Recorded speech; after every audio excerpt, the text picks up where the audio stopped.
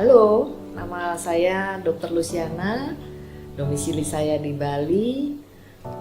Saya sudah berpraktek sejak tahun 1996 sebagai dokter umum.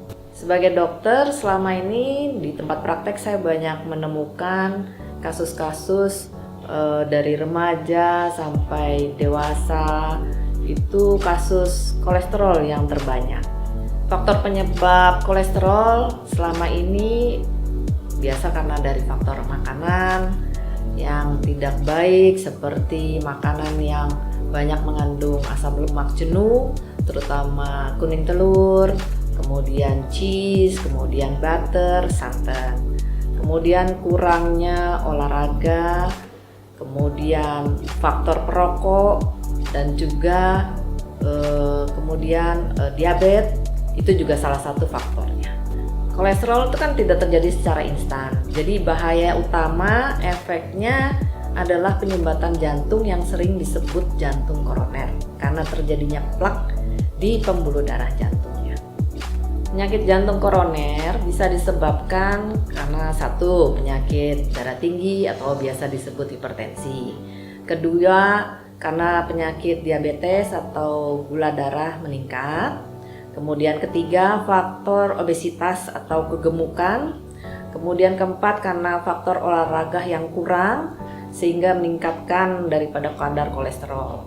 Kemudian kelima, ada yang faktor genetik dari famili yang memang mempunyai kadar kolesterol yang tinggi walaupun dia tidak mempunyai riwayat sering makan yang tidak sehat.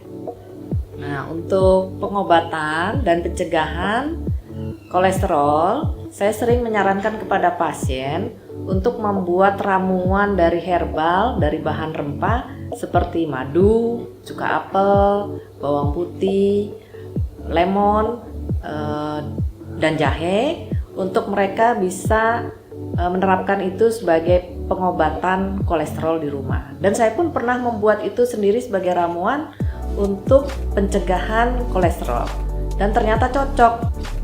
Karena buatnya ribet di rumah, jadi saya males bikin sendiri.